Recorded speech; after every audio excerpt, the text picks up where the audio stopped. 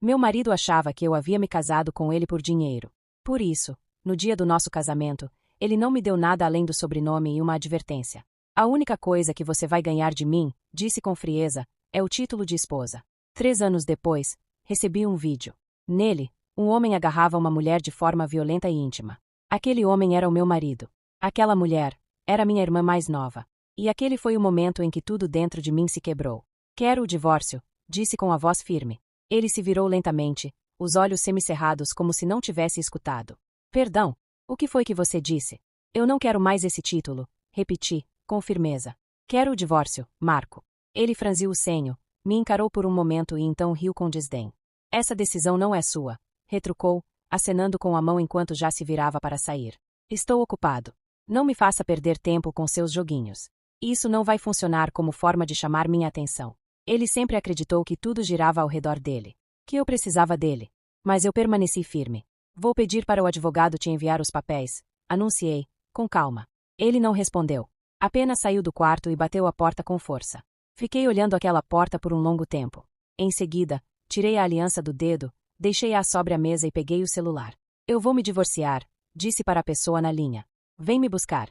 3 meses depois, aterrissei de volta no país.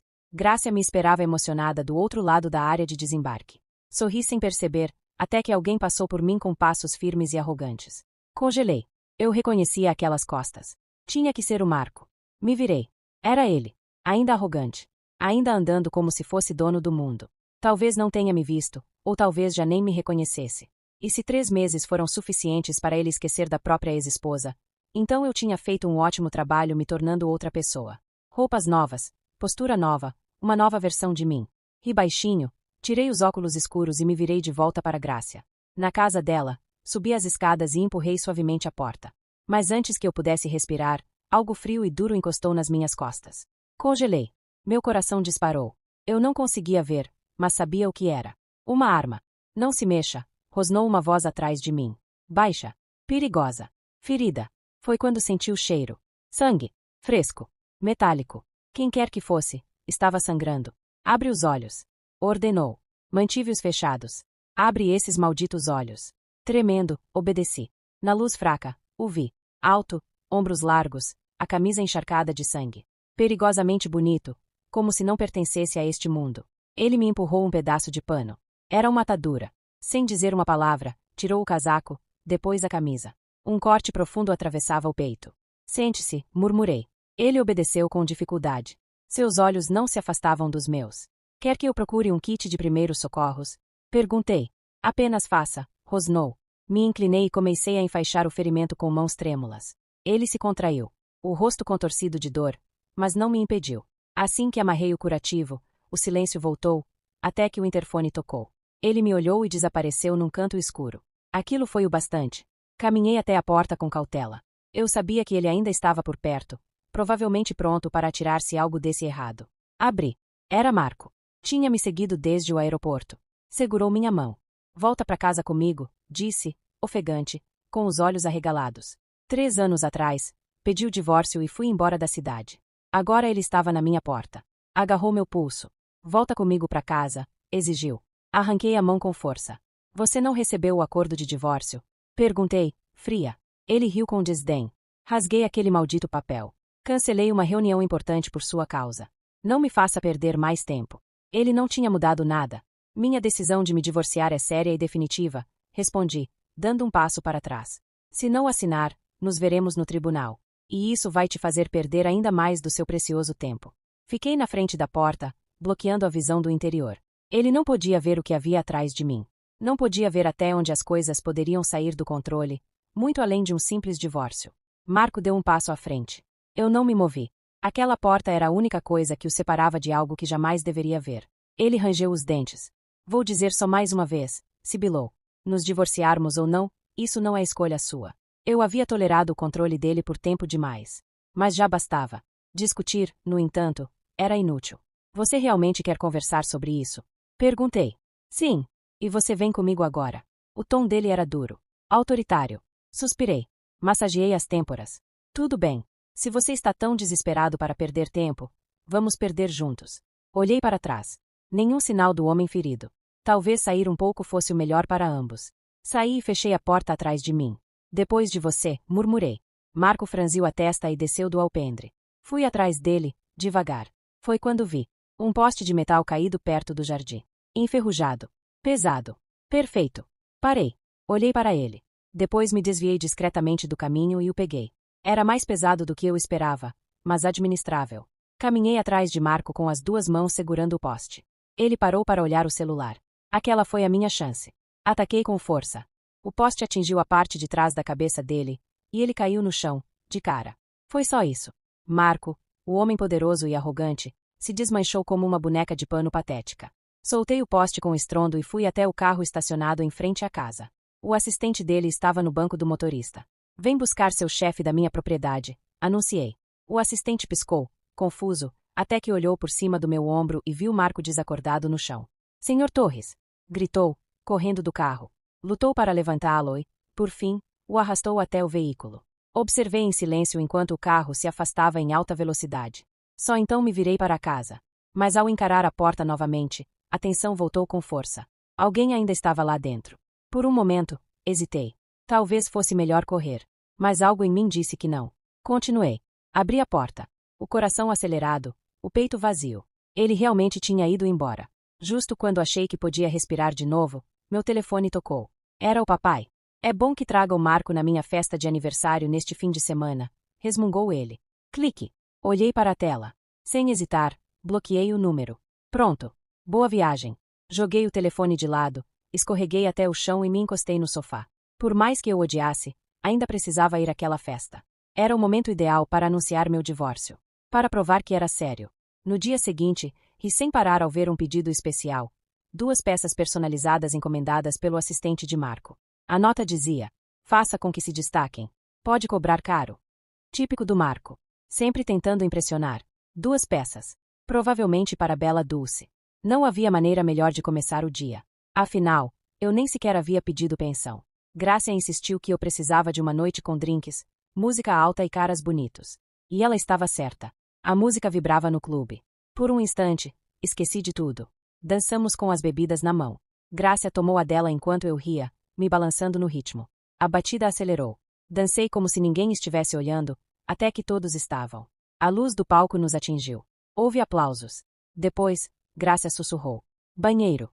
Já volto. Me virei para um cara próximo que dançava com facilidade, até que senti o calor atrás de mim. Ele parou. Por que parou? Gritei, sem resposta. De repente, todos me encaravam. Uma mão surgiu da escuridão e agarrou meu pulso com força. Me solta. Gritei. Para! Alguém ajuda. Silvia, disse uma voz. Congelei. Marco me arrastava para o banheiro masculino. O que você está fazendo aqui? Gritei. Ele não respondeu.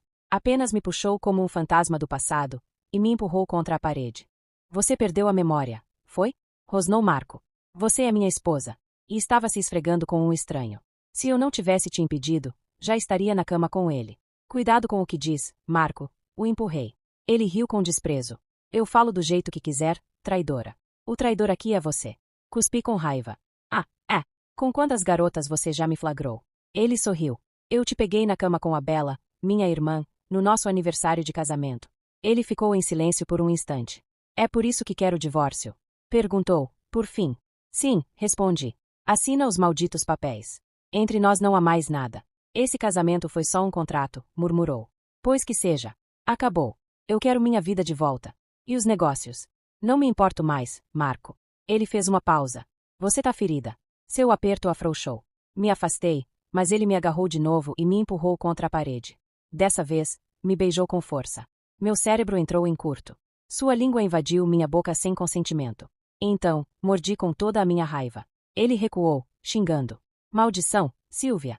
No instante em que o mordi, o gosto metálico do sangue inundou minha boca. Mas não me abalei.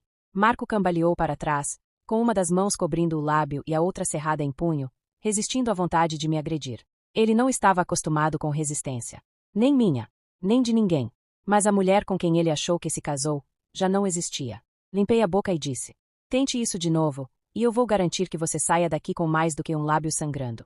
Ele piscou, atordoado. Você realmente mudou. Que bom. Saí do banheiro ignorando os olhares curiosos dos frequentadores do clube. A música ainda pulsava, As luzes piscavam, mas a energia era outra. Grácia me encontrou perto da saída, os olhos arregalados. O que aconteceu? Perguntou. Preciso de ar, respondi. Saímos para a noite fria. Mas eu mal sentia o vento. A adrenalina ainda dominava meu corpo. Marco havia cruzado uma linha, de novo. Mas dessa vez eu não desmoronei. Não supliquei. Não chorei. Não tentei justificar nada. Eu mordi ele. Entramos em um táxi.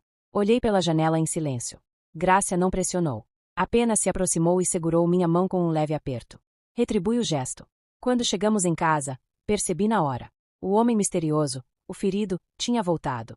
Uma camisa estava pendurada na cadeira. Os curativos tinham sumido da mesa. Então, sua voz soou das sombras. Profunda. Serena. Você não devia ter saído. Congelei. Graças a você, murmurei, sem fôlego. Ele surgiu do canto escuro. O mesmo homem. A mesma aura marcada por sangue, mas agora limpo. Enfaixado. Sem camisa. E, de algum jeito, ainda mais intenso. Grácia instintivamente se colocou entre nós. Quem diabos é você? Ela ignorou o olhar dele, que permanecia fixo em mim. Eu disse para você não abrir a porta. Ele falou. Você não me deu escolha, retruquei. Eu estava te protegendo. Grácia olhava de um para o outro, confusa e irritada. Tá bom. Alguém melhor começar a explicar o que está acontecendo aqui e agora. Ele deu um passo à frente, com calma. Eu estava sangrando até a morte. Ela me ajudou. Isso a envolve agora. Envolve? Grácia quase engasgou. Ela não tá envolvida em nada. E quem é você para dizer o contrário? Me chamo Elias. Aquele nome me atingiu como um soco no estômago. Eu o conhecia. Não pessoalmente, mas dos noticiários. Elias Hork. Ex-soldado.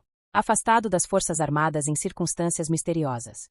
Desaparecido por 2 anos. Depois reapareceu como o suposto líder de uma célula clandestina. Um fantasma no sistema. Irrastreável. Perigoso. Fiquei olhando fixamente para ele. Você é aquele Elias. Ele assentiu com a cabeça, uma única vez. E agora que você sabe quem eu sou, entende por que não pode voltar à sua antiga vida? Minha voz tremia. O que você quer dizer? Quero dizer que o Marco não é apenas um ex-marido manipulador. Ele está ligado a pessoas que eu estou tentando derrubar, e agora você também está no radar deles. Sentei, sem fôlego. Grácia balançava a cabeça, incrédula. Isso é loucura. Você não vai arrastar ela para sua missão maluca. Ela já fez demais. Salvou sua vida. Justamente por isso vão atrás dela, disse Elias em voz baixa. Por um longo momento, o silêncio tomou conta da sala. Então eu falei. O que eu preciso fazer? Silvia, sussurrou Grácia, assustada. Mas eu estava calma.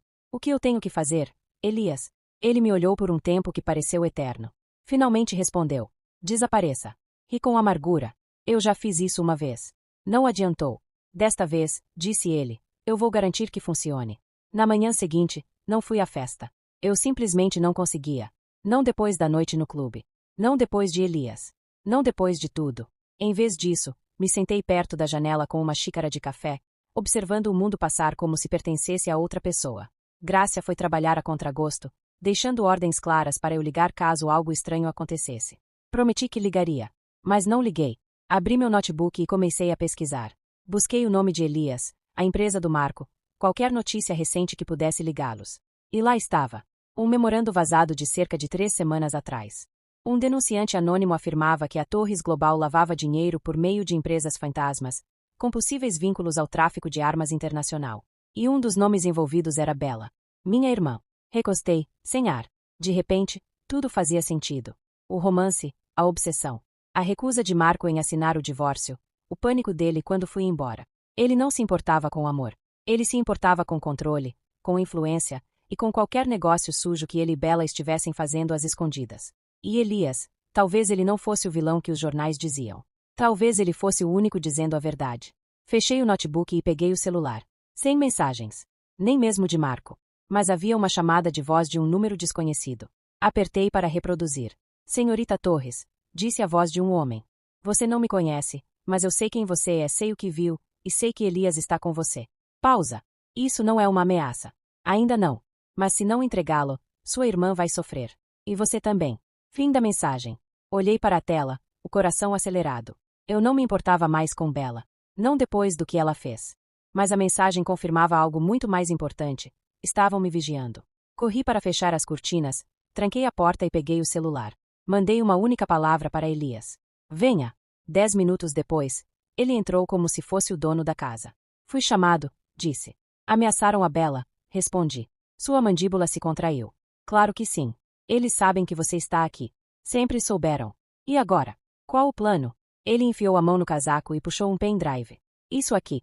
O que é? Prova de tudo. Marco, Bella, os esquemas, os corpos. Tudo. E por que está me dando? Porque vão vir atrás de mim. E se eu não sobreviver, alguém precisa terminar isso. Olhei para o dispositivo. 1000 pensamentos passaram pela minha cabeça. Eu não sou heroína, sussurrei. Não, disse ele. Você é melhor. Você é alguém que foi subestimada. Mais tarde naquela noite, fiquei parada diante do espelho, segurando o pendrive. Meu celular vibrou novamente. Outra mensagem de voz. Desta vez, era da Bella. Silvia, por favor. Eu não sei o que está acontecendo, mas disseram que você está em perigo. Disseram que eu podia ajudar se ligasse para você. Por favor, me liga. Por favor. Ela parecia desesperada. Quebrada. Mas eu sabia. Era melhor não me deixar cair de novo. Guardei o pendrive em uma caixa, tranquei com chave e escondi em um cofre atrás do armário. Depois me virei para o homem dormindo no meu sofá. Elias. Um fugitivo. Um soldado. Um estranho que talvez fosse a única pessoa que nunca mentiu para mim. Ele abriu os olhos. Você está pensando demais, disse. Ri. Estava me perguntando se você roncava. Ele se sentou. O cobertor escorregou pelo seu peito. Tentei não olhar. Você não precisa vir comigo, disse ele. Mas acho que vai. Por quê? Porque você quer vencer. Fiquei em silêncio. Mas sabia que ele estava certo. Na manhã seguinte, acordei com o cheiro de café fresco e o suave tilintar de pratos na cozinha. Por um segundo, pensei que tinha voltado aos primeiros dias do casamento, quando Marco fingia ser atencioso e preparava o café da manhã nos fins de semana para me impressionar. Mas então me sentei e lembrei. Aquele não era o apartamento do Marco. Não era uma lua de mel. Era a calmaria antes da tempestade. Elias estava junto ao fogão, novamente sem camisa, os músculos dos ombros se contraindo enquanto servia café em uma caneca. A mesma caneca que eu havia usado na noite anterior. A mesma que apertei durante a crise. Me aproximei, ainda de camiseta e com shorts largos. Ele me olhou e me entregou a caneca. Dormiu bem? Perguntou. Tomei um gole. Quente. Forte. Perfeito. O suficiente. Ele assentiu e voltou a mexer os ovos. Era tudo tão absurdamente normal que meu peito apertou. Ouvi a mensagem de novo, disse. A Bella está com medo. E deveria estar, respondeu ele, sem desviar o olhar da frigideira. Eles não deixam pontas soltas. E agora ela é a maior de todas. Me apoiei na bancada. Ela não é inocente, Elias. Eu sei. Nem sequer se arrepende. Também sei. Olhei para a frigideira. Então por que eu sinto que preciso salvá-la? Ele se virou. Pela primeira vez, seus olhos não estavam frios. Estavam suaves. Compreensivos. Por que você não é como eles? Disse simplesmente. E nunca será. Ficamos em silêncio. Em seguida, Elias traçou o plano. Claro. Direto. Aterrorizante. Passo 1. Sair do apartamento. Mais cedo ou mais tarde eles vão rastrear este lugar, explicou. São pacientes, mas sempre encontram o que procuram. Passo 2. Entregar o pendrive a alguém de confiança. Uma mulher chamada Nádia. Trabalhou com investigações internas. Discreta. Correta. Odeia corrupção. Passo 3. Desaparecer. Não para sempre, disse. Apenas tempo suficiente para retomarmos o controle da narrativa. Quando a unidade estiver segura, continuou, deixamos que eles façam a jogada. Depois, faremos a nossa. Olhei para o prato vazio à minha frente. Me perguntei em que momento minha vida deixou de ser sobre amor e passou a ser estratégia. Eu tenho voz nisso tudo? Perguntei. Sim, respondeu. Mas só se entender o que está em jogo. Eu entendo, sussurrei. Ele arqueou uma sobrancelha. Então vamos. Arrumamos as malas com leveza. Apenas uma para cada um. Deixei um bilhete para a Grácia. Dizia. Não se preocupe. Não estou fugindo. Estou caçando. Elias havia roubado um carro. Nada chamativo. Apenas um sedã discreto com vidros escurecidos. Ele dirigia como um fantasma. Nunca no mesmo tempo em uma pista. Sempre de olho nos espelhos. Viajamos em silêncio por quase 1 hora até que eu quebrei. Por que se importa? Ele me olhou. Você nem me conhece. Nem perguntou se tenho antecedentes criminais. Você salvou minha vida, respondi. Isso não significa nada. Eu poderia estar mentindo. Mas você não está. Como sabe? Ele virou o rosto brevemente na minha direção. Por que os mentirosos piscam demais? E você não piscou nenhuma vez desde que falou da sua irmã. Pisquei. Uma vez. Ele sorriu. Te peguei. Sorri, contra a minha vontade. Sempre flerta no meio de caçadas humanas. Só quando a garota vale a pena, respondeu sem hesitar. Chegamos a um motel simples, na saída de uma cidade da qual eu nunca tinha ouvido falar. Daqueles com placas desbotadas e colchas floridas. Elias pagou em dinheiro. Usamos nomes falsos. Ele era Liam. Eu, Sara. Já dentro do quarto, ele vasculhou cada canto em busca de escutas. Chegou a desmontar a tampa de uma tomada na parede. Só quando terminou a inspeção, disse que estava seguro. Me joguei na cama. Lembra por que confiamos na tal da Nádia? Por que ela odeia seu ex mais do que eu? Isso é admirável. Ela era noiva do irmão dele. Me sentei num pulo. O Marco tem irmão? Tinha. Sumiu há cerca de 2 anos. Alguns dizem que fugiu. Nádia diz que o Marco o enterrou. Um arrepio subiu pela minha espinha. Elias se recostou na cadeira em frente à cama. Ele não é só um ex-marido ruim, Silvia. É um monstro com uma coroa. E acredita que o mundo deve a ele lealdade, medo, obediência. Não mais, sussurrei. Na manhã seguinte, nos encontramos com Nádia em um estacionamento atrás de uma igreja abandonada. Ela era exatamente como imaginei. Cabelo escuro preso num coque baixo, sobretudo longo, olhos afiados que não perdiam nada. Nem sequer nos cumprimentou. É isso? Perguntou, apontando para o pendrive em minha mão. Sim, respondi. Tem cópia? Elias assentiu. 3. Escondidas em cidades diferentes. Mas esta tem tudo. Ela pegou o dispositivo, o guardou no bolso do casaco e me encarou. Você não tem ideia do que está fazendo. Acho que tenho, disse baixinho. Você é corajosa, disse. Mas coragem nem sempre vence. Sustentei o olhar dela. Vence sim, quando você para de jogar com as regras deles. Ela sorriu. Só por um segundo. Se cuida. Agora eles virão atrás de você. Estamos contando com isso, disse Elias. Aquela noite, dormimos em turnos. Eu fiquei com o primeiro, sentada perto da janela, observando a rua vazia. Elias deitado na cama, um braço sob a cabeça, respirando com calma. Eu não conseguia parar de olhar para ele. Não só pela aparência, embora isso também contasse, mas porque ele fazia tudo parecer tranquilo. Mesmo com o perigo à espreita. Me fazia sentir segura. Quando chegou a vez dele, me acordou com delicadeza. Me sentei, ainda meio sonolenta. Você estava sonhando, disse. Estava chorando. Esfreguei os olhos. Desculpa. Ele sentou ao meu lado. Não peça desculpas. Eu também choro às vezes enquanto durmo. Duvido. É verdade, disse, sério. Sobre o quê? Ele olhou para o chão. Sobre as pessoas que eu não consegui salvar. Estendi a mão antes que pudesse evitar. Ele não recuou. Você está me salvando? Falei. Ele me encarou com aqueles olhos escuros e intensos. Então, não vou parar. Ao amanhecer, tudo mudou. Estávamos arrumando as coisas quando a janela explodiu. Estilhaços voaram. Me abaixei. Elias me empurrou para o chão. Tiros. Ele sacou uma arma da mochila e revidou. Me arrastei até o banheiro, a garganta seca. Outra janela estourou. Gritei, rastejando mais rápido. Elias me cobriu, gritando. Fica abaixada. 2 homens invadiram pela porta. Vestiam roupa tática preta. Máscaras. Elias foi mais rápido. 2 disparos.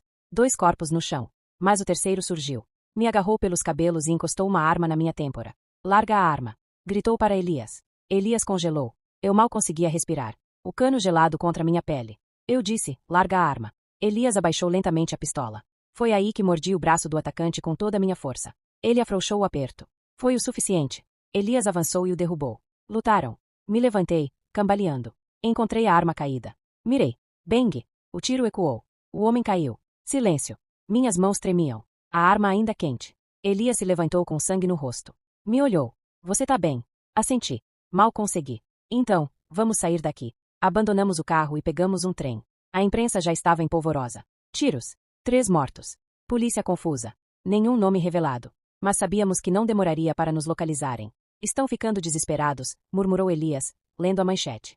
Mandaram 3 homens em plena luz do dia. Sabem que ninguém tem o pendrive. Vão atrás dele agora. Então vamos atrás dele, falei. Ah, não. Ela sabe se proteger. E vai sumir, como sempre faz. Nosso trabalho agora é sobreviver. Assenti, mas algo dentro de mim se contorcia. Eu não queria continuar fugindo. Eu queria encerrar isso. Enquanto o trem avançava, pensei em Marco. Nos anos que perdi. Nas noites em que chorei. Na mulher em que ele me transformou. Então olhei para Elias. E soube que eu já não era mais aquela mulher. Não estava quebrada. Estava afiada. E tinha terminado de ser boazinha. Chegamos a Vesmir ao entardecer. Uma cidade tranquila, encravada entre colinas, como saída de um cartão postal. Elias disse que por hora era seguro. Um amigo dele tinha uma casa segura na beira da floresta. Sem endereço. Sem câmeras. Apenas árvores, sombras e silêncio. Caminhamos o último quilômetro sem luz, sem conversa. Ao chegarmos à cabana, Elias bateu uma vez, depois 2. A porta se abriu com um rangido, revelando uma mulher de cerca de 40 e poucos anos, cabelos grisalhos e olhos de quem já viu mais do que deveria. Silvia, disse Elias. Esta é Miranda. Miranda assentiu. Ouvi algumas coisas. Abri a boca, sem saber o que dizer. Mas ela apenas se afastou para o lado. Entrem. Eu fecho a porta. Lá dentro, a cabana era minimalista, mas firme. Fogão a lenha, cortinas grossas, nenhum aparelho eletrônico além de um rádio e um único notebook conectado a uma antena portátil. Vocês vão ficar aqui por enquanto, disse Miranda. Um quarto só. Se virem. Depois desapareceu pelo corredor, nos deixando na penumbra. Por que ela confia em você? Perguntei. Ela não confia, respondeu Elias. Mas ela confia no que estou tentando impedir. Naquela noite, eu simplesmente não consegui dormir. Toda vez que fechava os olhos, ouvia o disparo. Sentia o recuo da arma. Via o corpo caindo. E o pior, eu não me arrependia. Sentei junto à janela, observando a floresta. Me perguntando o que aconteceu com a mulher que eu costumava ser. A garota que acreditava que o amor bastava. Que usou branco no casamento e achava que para sempre era uma promessa real. Elias surgiu atrás de mim, silencioso como sempre. Colocou um cobertor sobre meus ombros. Você fez o que precisava ser feito, disse ele. Eu não senti nada, sussurrei. Deveria estar com medo disso. Não, respondeu ele. Você deveria estar orgulhosa. Olhei para ele. É isso que você diz para si mesmo quando faz o que faz? Não, disse sem hesitar. Toda vez. E fica mais fácil. Nunca. Estendi a mão sem pensar. Meus dedos tocaram a cicatriz no maxilar dele. Ele não recuou. Estou cansada de sentir medo, falei. Então pare. Olhei para ele. Não é tão simples assim. É sim, se você decidir que é. A distância entre nós desapareceu. Um passo. 2. A mão dele na minha cintura. Elias, murmurei. Ele se inclinou. A voz foi um sussurro grave. Diga para eu parar. Mas eu não disse. Porque eu não queria. Quando ele me beijou, não foi suave. Foi fogo. Foi desafio. Foi libertação. Um choque, não uma carícia. E eu retribuí com tudo o que tinha. Na manhã seguinte, Miranda nos encontrou sentados à mesa, com xícaras de café nas mãos. O silêncio entre nós estava carregado de verdades não ditas. Ela levantou uma sobrancelha, mas não disse nada. Em vez disso, colocou uma pasta sobre a mesa. Achei que gostaria de ver isso. Dentro havia fotos impressas. Imagens granuladas de vigilância. Uma mostrava Bella de pé ao lado de Marco, sorrindo. Ela ainda está com ele? Perguntei, surpresa. Parece que sim, respondeu Miranda. Foram fotografados 3 vezes nas últimas 2 semanas. Em aeródromos privados. Sem registro de segurança. Sem transporte visível. Estão movimentando alguma coisa. Provavelmente estão lavando o que restou, murmurou Elias. Apontei para uma das imagens. Esse não é o celular da Bella. É o meu. Aquele que o Marco se recusou a devolver depois da separação. Você acha que eles estão rastreando? Perguntou Miranda. Não, respondi. Ela não é tão cuidadosa assim. Então temos uma janela, disse Elias. Se conseguirmos clonar aquele celular, teremos acesso a tudo. Mas precisamos chegar perto. Perto demais, falei, lentamente. Ele me encarou. Você ainda quer fazer isso? Assenti. Quero que isso acabe. O plano era simples, na teoria. Bella organizaria um evento beneficente luxuoso, com vinho caro e sorrisos falsos. Todos que eram alguém estariam lá, inclusive Marco. Mas nós só precisávamos dela. Elias e Miranda ficariam na caminhonete, estacionada a 2 quadras. Eu entraria sozinha, me infiltraria, clonaria o celular. Fácil. Assustador. Vestia um elegante vestido preto e saltos altos que me faziam doer os joelhos. Cabelos presos como se eu ainda pertencesse àquele mundo. Me olhei no espelho e mal reconheci a mulher que me encarava de volta. Segura. Fria. Calculista. Tudo o que eu precisava ser. Caminhei pelo saguão do hotel como se fosse dona do lugar. A segurança não me deteve. Ainda carregava o sobrenome Torres. E isso era o suficiente. O salão de festas era um mar de lantejoulas e arrogância. Varri o ambiente com os olhos, até que a vi. Bella. Rindo. Segurando meu celular com suas unhas impecavelmente feitas. Me aproximei devagar. Quanto tempo, hein? O rosto dela congelou. Silvia, disse, com a voz baixa. O que está fazendo aqui? Fui convidada. Ela riu, nervosa. Você não deveria estar. Relaxa. Não vim causar briga. Só queria conversar. Ela tentou sair, mas me coloquei na frente. Bonito celular, apontei. Se importa se eu der uma olhada? Ela hesitou. Por quê? Porque costumava ser meu. Antes que respondesse, arranquei o aparelho da mão dela. Ela ofegou. Mas eu já estava caminhando em direção ao banheiro. Lá dentro, tranquei o box e conectei o dispositivo que Miranda me entregou. 30 segundos. 50% concluído. Deixei o celular na pia e o devolvi para Bella, que me esperava furiosa na porta. Que diabos foi isso? Acabou a brincadeira, respondi. Avise o Marco. Me virei e fui embora. Na caminhonete, Elias já me esperava. Conseguiu. Entreguei o dispositivo clonado. Ele conectou, analisou os dados e assentiu. Isso, muda tudo. Miranda olhou por cima do ombro. Eles estão movimentando contas offshore na Suíça, em Dubai, e há um cronograma de acesso. Marco planeja retirar tudo até o fim da semana, disse Elias. Me joguei no banco. Podemos impedir. Miranda sorriu, triste. Podemos expor. Elias me olhou. Mas se fizermos isso, não haverá mais volta. Ele vai saber que veio de você. Ele já desconfia, respondi. Que tenha certeza. 2 dias depois, os arquivos foram divulgados publicamente. Nádia os enviou para 3 veículos de imprensa diferentes. Encriptados. Com data e hora marcadas. E não demorou. Em 24 horas, os jornais explodiram com manchetes. Torres Global sob investigação por fraude, lavagem de dinheiro e conspiração. Denunciante revela que império familiar foi construído com dinheiro sujo. Bella Rios é citada como cúmplice direta. Marco se escondeu. Bella desapareceu. Mas eu, não. Fiquei diante de uma câmera e disse meu nome. Contei minha história. Sem lágrimas. Sem drama. Apenas a verdade. As pessoas ouviram. Porque eu não era mais a esposa rejeitada. Era a denunciante. E, dessa vez, quem tinha o microfone era eu. As ameaças vieram rápido. Mensagens. Fotos. Pacotes sem remetente. Elias não saiu do meu lado. Mudávamos de endereço a cada 2 dias. Nunca usávamos o mesmo nome 2 vezes. Mas eu estava calma. Quase insensível. Até que o telefone tocou. Uma única palavra. Corre. A voz era de Miranda. Depois estática. Depois, silêncio. Elias atirou o celular longe. Temos que sair agora. O que houve? Eles a encontraram. Meu estômago revirou. Ela? Ele assentiu. Não conseguia falar. Mal conseguia respirar. Miranda foi quem nos deu abrigo. Quem acreditou? Agora estava morta. Por nossa causa. Chega de fugir, disse. Vamos até o fim. Elias me encarou com aqueles olhos escuros. Vai ficar feio. Eu espero que sim. Mais tarde naquela noite, fiquei novamente diante do espelho. O mesmo rosto. Um novo fogo. Elias estava atrás de mim, em silêncio. Você não precisa fazer isso sozinha, disse. Eu não estou sozinha, respondi. Virei para encará-lo. E juntos, planejamos nosso último movimento. Um disparo. Uma chance. E nada a perder. Saímos da casa segura antes do amanhecer. Não havia espaço para dúvidas. Miranda se foi. E a mensagem estava clara. Isso já não era um jogo. Elias dirigia. Eu estava ao lado dele. Silenciosa. Atenta. Vendo a estrada se estender à frente, vendo a floresta dar lugar ao campo aberto. Estávamos indo para a cidade. Para o fogo. Marco ainda estava escondido. Mas ele não havia sumido. Homens como ele não desaparecem. Eles recuam. Eles planejam. E nós estávamos indo direto ao encontro do que viesse. Tem certeza disso? Perguntou Elias, sem desviar os olhos da estrada. Nunca tive tanta certeza de nada na vida, respondi. Ele assentiu uma vez. E isso bastava. O plano era simples, expor tudo, nos nossos termos. Tínhamos uma última gravação. Graças ao telefone clonado, Bella voltou a ser descuidada. Uma mensagem de voz enviada para alguém chamado Julian, onde ela se gabava de movimentar dinheiro, ameaçava denunciantes e debochava da investigação. Eu sou intocável, dizia, rindo. Não mais. Tínhamos a gravação. Tínhamos os documentos. Tínhamos uma entrevista ao vivo marcada com um dos poucos canais ainda corajosos. Mas sabíamos dos riscos. Os homens de Marco não permitiriam que aquilo acontecesse sem lutar. Por isso fomos armados. Com arquivos. Com nomes. Com tudo o que Miranda nos ensinou. Chegamos à cidade pouco depois das 9 da manhã. Era surreal entrar naquele estúdio vestida como se nada tivesse acontecido. Como se eu não tivesse acabado de enterrar uma amiga. Como se não tivesse sobrevivido a um tiroteio. Como se meu casamento não tivesse sido construído sobre mentiras, controle e traição. Uma produtora nos recebeu no saguão. Você é Silvia Torres? Sim.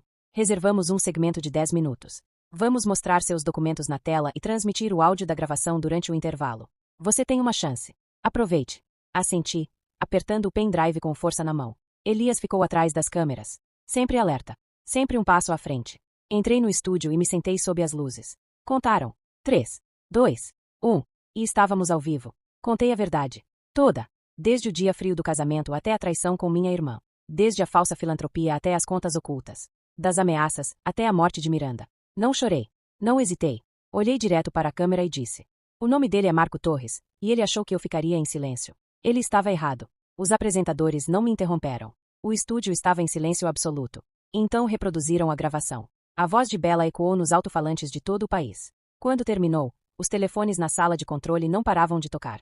A história havia explodido. E nós acabávamos de acender o pavio. Saímos pelos fundos do estúdio. Mas já era tarde. Uma caminhonete preta sem placa já estava estacionada na entrada do beco. Elias me puxou de volta e fechou a porta com força. Eles estão aqui. Meu coração disparou. Um produtor correu até nós. Tem uma escada para o telhado. Corram! Subimos 3 lances. Elias ia à frente. Eu agarrava o corrimão com força. No topo, a luz do sol era ofuscante. E então vimos. Um helicóptero. Não era deles. Era da imprensa. Eles já tinham descoberto a história. E agora estavam sobrevoando o local. Sedentos por mais. Elias me puxou para trás de uma unidade de ventilação exatamente quando os tiros começaram lá embaixo. Eles estão tentando nos assustar, murmurou. E estão conseguindo, sussurrei. Ele verificou a arma e me entregou outra. Lembra como usar? Sim. Então fica atrás de mim. Vamos descer pela escada de incêndio. Rápido. Descemos pela borda do prédio. Os tiros ricocheteavam no metal. A 2 andares do chão, Elias revidou. Um dos atacantes gritou. Os outros recuaram. Por hora. Quando chegamos ao chão, uma multidão se formava. Celulares nas mãos. Câmeras gravando. Elias me arrastou pelo caos enquanto sirenes se aproximavam. Pela primeira vez, me alegrei com o barulho. Significava que eles não poderiam nos silenciar em silêncio. Não voltamos ao hotel. Nem para nenhum lugar previsível. Nos escondemos à vista de todos, em uma velha livraria no centro da cidade com apartamentos no andar de cima. O dono devia um favor a Elias. Subimos 4 andares de escadas estreitas e desabamos no chão, ofegantes. Elias andava de um lado para o outro, passando as mãos pelos cabelos. Eles vão voltar, disse. E da próxima, não vão falhar. Olhei para ele. Então vamos acabar com isso antes que tenham outra chance. Ele parou. Como? Atraindo eles. Você tá maluca? Talvez, respondi. Mas também estou certa. Ele me olhou intensamente. Quer se usar de isca? Quero terminar o que começamos. Então faremos isso juntos, disse ele. Na manhã seguinte, publiquei um vídeo cru, sem edição. Apenas eu. Olhei para a câmera e disse. Marco Torres, se quer manter seus segredos enterrados, venha me buscar. Cansei de me calar. Você sabe onde me encontrar. Marquei todos os veículos de imprensa, jornalistas e antigos amigos que um dia beberam o vinho de Marco e exaltaram seu império. Tornei público. E esperei. Eles vieram naquela noite. Sem descrição. 3 carros sem placas, faróis apagados, estacionaram em frente ao prédio e ficaram lá. Elias e eu observávamos pela janela. Armas carregadas. Todas as rotas de fuga mapeadas. Seguimos o plano, disse ele. Eu sei. O plano era simples, gravar tudo e expor em tempo real. Elias havia instalado câmeras ocultas por todo o apartamento. O áudio era transmitido para 3 servidores diferentes. Se algo desse errado, o mundo veria. Era o único escudo que nos restava. À meia-noite, a porta da frente se abriu. Ouvimos passos subindo as escadas. Elias ficou ao meu lado, arma em punho, mandíbula travada. E então vimos. Marco. Entrou na sala como se ainda fosse dono do mundo. Mesmo terno. Mesmo olhar arrogante.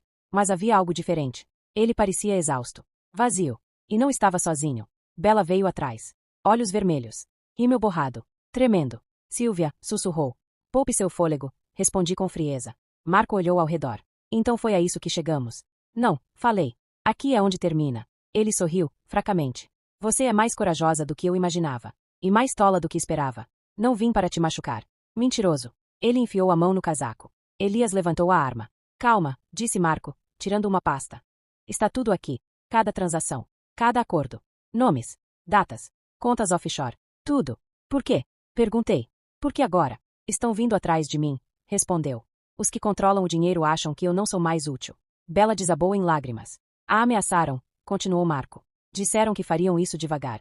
Você espera que eu sinta pena? Não, disse. Eu espero que você termine o que começou, e derrube todos eles. Elias deu um passo à frente. Por que agora? Marco me encarou. Porque agora eu finalmente acredito que você nunca foi fraca. Pegamos a pasta. E enquanto Marco e Bela desapareciam na escuridão, olhei para o arquivo em meu colo. Essa era a verdadeira arma. Essa era a guerra. E eu estava pronta para vencer. O capítulo final não começou com um estrondo. Começou com silêncio. Um silêncio longo e denso que se instalou na livraria como poeira depois de uma tempestade. O arquivo que Marco nos entregou permaneceu no chão por quase 1 hora. Elias não o tocou. Eu também não. Apenas, sentamos. Ele andava de um lado para o outro. Eu me encolhi no parapeito da janela, com os joelhos dobrados, observando as luzes da cidade se misturando como vestígios de memória. Abaixo de nós, o mundo seguia em frente. Buzinas. Latidos. Risos em alguma esquina. A vida continuava, enquanto a nossa pendia para algo completamente diferente. Finalmente, Elias se sentou ao meu lado. Você está bem? Não. Ele assentiu. Eu também não. Então ele pegou o arquivo. Revisamos página por página. Transferências bancárias. Empresas fantasmas. Provas de chantagem. Conversas entre executivos e entidades estrangeiras. Nomes. Localizações. Instruções de envio. Assinaturas. Marco nos entregou tudo. E não foi por arrependimento. Foi para se salvar. Mas o motivo não importava. Importava o que tínhamos. E o que faríamos com isso? Isso vai derrubar todos, disse Elias. Não só o Marco. Juízes. Políticos. Bilionários. Olhei para a última página. Miranda morreu por isso. Eu sei. Nós quase também. Ele me encarou. Ainda podemos. Então vamos fazer valer a pena. Na manhã seguinte, traçamos o plano. Incluía 3 pessoas em quem Elias confiava totalmente. Ex-agentes. Jornalistas. E o último contato vivo de Miranda dentro do sistema federal. Cada um receberia uma parte do arquivo, junto com uma localização e uma cópia de segurança do vídeo. Planejamos gravar tudo. Mas o mais importante não eram os documentos. Éramos nós. Nossa história. Nossos rostos. A verdade. Então voltamos a instalar as câmeras. Mas dessa vez, elas não estavam escondidas. Não camufladas nos cantos. Estavam à vista. Sentamos lado a lado, Elias e eu, e contamos tudo, do começo ao fim. Não chorei ao falar de Marco, de Bela, ou da noite em que vi aquele vídeo. Não me quebrei ao lembrar como Elias apareceu sangrando na minha porta, com um passado mais escuro que o meu. Não hesitei ao dizer o nome de Miranda. Não gaguejei quando mostrei os documentos. Encerramos a gravação com uma única frase, dita em uníssono. Você tentou nos enterrar, mas nós éramos o solo. Apertamos o botão para enviar. Não para um único site, mas para centenas. Criptografado. Autopublicado. Sincronizado. Enviamos cópias para grupos de denunciantes, mídias independentes, jornais universitários, fóruns cidadãos, organizações internacionais, claro, entregas anônimas. Em menos de 3 horas, o vídeo já ultrapassava os 4 milhões de visualizações. Ao anoitecer, esse número havia dobrado. Estávamos em todos os lugares. Apresentadores interromperam a programação normal para cobrir o escândalo. As hashtags explodiram. Marco Torres e Bela Rios tornaram-se tendência mundial. Políticos divulgaram notas oficiais. Acionistas entraram em pânico. Os mercados despencaram. E finalmente, os primeiros mandados de prisão foram cumpridos. Não apenas contra Marco. Não apenas contra Bela. Mas também contra os verdadeiros arquitetos por trás deles. Aqueles que operavam nos bastidores. Aqueles que jamais imaginaram ser expostos. Não foi uma justiça perfeita. Quase nunca é. Alguns fugiram. Outros pagaram para que terceiros assumissem a culpa. Alguns destruíram provas antes de chegarem aos tribunais. Mas o suficiente foi revelado. O suficiente caiu. O suficiente mudou. Um mês depois, eu estava diante de um tribunal. Marco era escoltado para a audiência de sentença. Algemado. Pálido. Encarquilhado. Não me olhou. Bela não compareceu. Ouvi dizer que estava escondida no exterior. Grávida. Talvez finalmente tenha aprendido a desaparecer. Ou talvez, ainda estivesse jogando. Não me importava. Marco aceitou um acordo judicial.